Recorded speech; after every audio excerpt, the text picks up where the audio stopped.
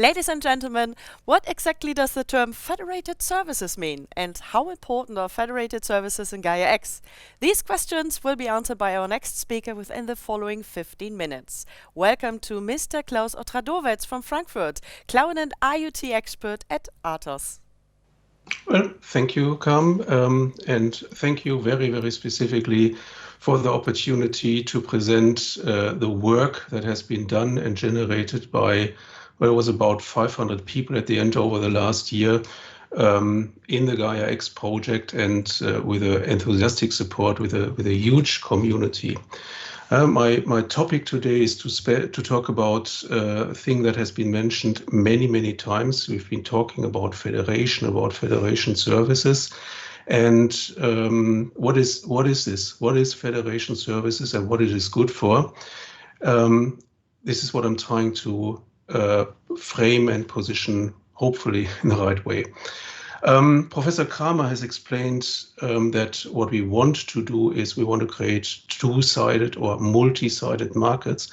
And in order to do that, we actually need to bring, of course, users, providers together, and we need to do it in a way that we can do it in a cost-effective and technology sensible way. It's not just finding all the different pieces and stitch them together on an individual basis, but do it in a way so we can do it effectively and that everybody can benefit from such an ecosystem.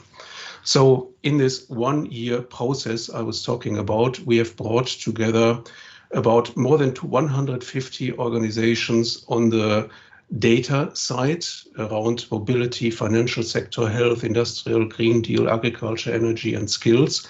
And we've analyzed more than 40 use cases. What does it really mean? What do we have to ensure in order to build such an ecosystem? What are the requirements that need to be fulfilled to make us effective?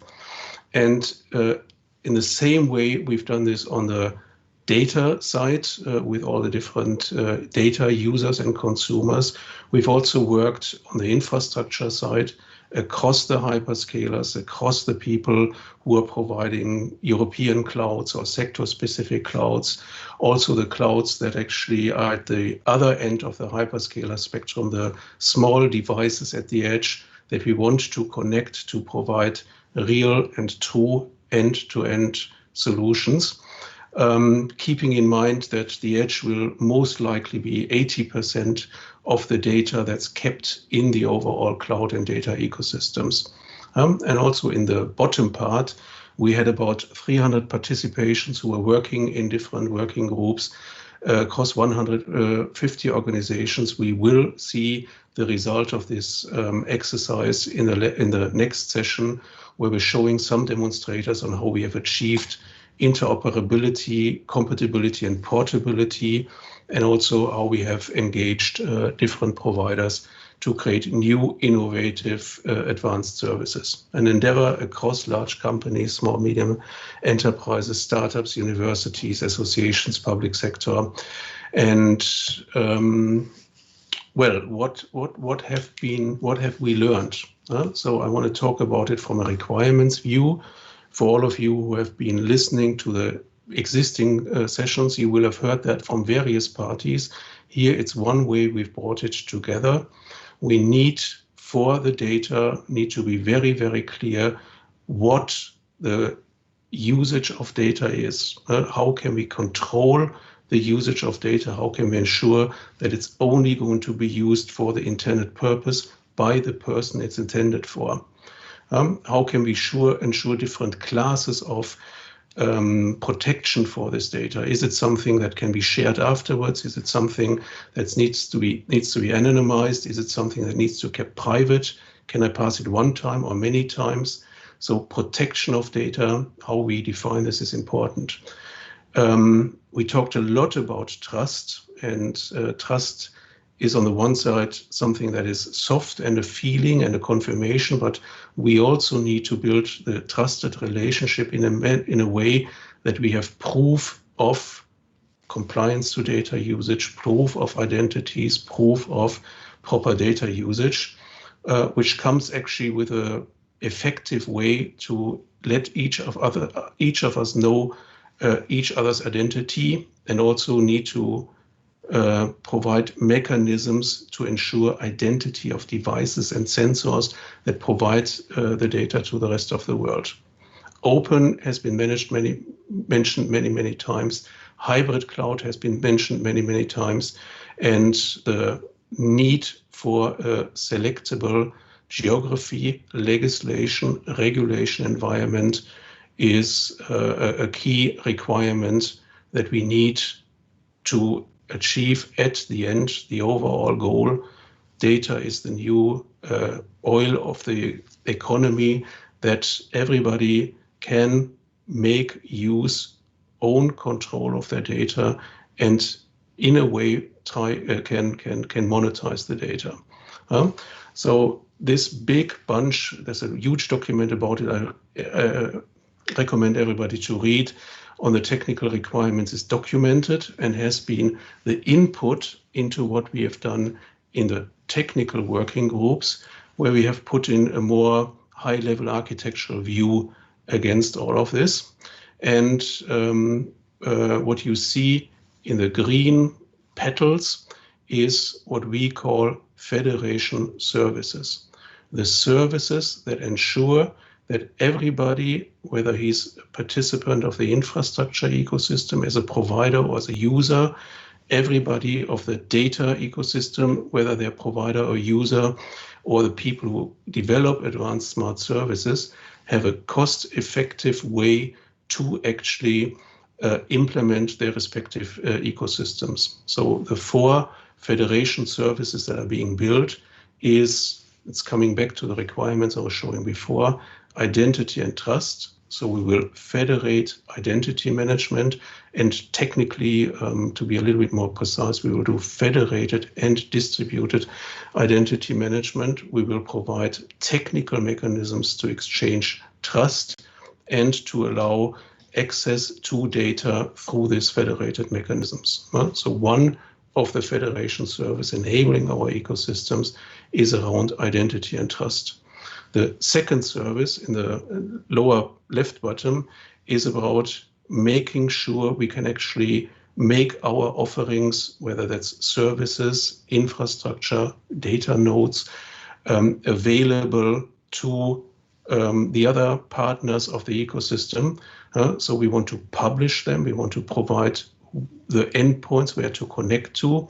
So we have defined ways to self-describe each other's offering in self-description terms, and we'll see a nice example in the demo later. We have developed a service governance for this catalog to ensure everybody's on equal foots. And we also want to make sure that what is happening is continuously monitored and metered to ensure that actually the services are what they are and they remain compliant over time. So with this basic identity and trust federated catalog, the other big item for the federation services is how can we ensure that data is kept under each and everybody's control. There are times where you want to share data very widely, and there are times where you want to keep data only between 2 parties. And it has been mentioned many times, we need to provide all these options. It needs to be open, but we need to have mechanisms to ensure the control, to control the usage of the data. So one of the federation services is going to provide exactly these policy and usage controls for data exchange, for data protection, and it will include the necessary security and encryption concepts that each and every participant of this ecosystem can use. There's no need to invent anything in an individual partnership, but it is services that everybody can use. And coming back to the point of Professor Kramer, this is making it economically feasible to bring more than 2 or 3 or 4 partners together, because it's one set that everybody can benefit from, that everybody can use. And all of this, I haven't forgotten the lower right petal, is actually combined with a 4th service, that is making sure that we have mechanisms to control compliance to the Gaia-X principles, which are rooted in the policy rules, to the architecture of standards, as well as to the overall regulation that belong to each and every market. So federation services, the 4 green petals, based on a common set of policy rules, architecture of standards, and last but not least, also a concept and a mechanism to ensure we have interconnectivity between all the various parties, whether that's the hyperscalers, the European cloud providers, the specialized cloud providers, the edge systems, or the HPCs. So this is federation services. I mentioned before, it is rooted on an architecture of standards. The federation services need to interoperate with different ontologies, APIs that are defined in the various markets. They need to interact with different technical standards, as for instance, Max Ahrens in the session with T-Systems and OVH mentioned. We're not going to invent a lot of new technical standards. We will define what is a common set of standards. We will define interoperation with other industry and technology associations to make sure the green petals, the federation services in the middle, provide the necessary conduit. It's like if you look in the picture, the trunk that is ensuring the interoperability and the flow of data between the infrastructure and the data spaces. This is what architecture, where federation services are going to enable this flow of data based on the architecture of standards. I wanted to just explain where we stand with the implementation and the process and the next steps of federation services. So one of the things, if you've been following the project that has been published at the expert forum in June 4th, was the first version of the technical architecture and the policy rules and architecture of standards. We will provide, based on all the feedback that we have received from the community on the new processes within the ISPL, the internal rules, the intellectual property policies, and the processes, we will provide together with the community as a very open process an updated version of the technical architecture, the policy rules, the architecture of standards, together with a concept on how we're going to operate everything. And we have planned to start an implementation project where we will see the first realization of an alpha release of this federation services as open source code that everybody can use and apply as an alpha release in September, as a version 1 by the end of the year. And we will continue to develop and build until the end of 2022. Looking at the time, I think I stop here. I just flash very, very briefly the current view on the existing working packages and what we've defined as a planning going forward. But with that, I would leave it back to you, Carmen, and thank you for your attention. Thank you very much, Mr. Otradovec.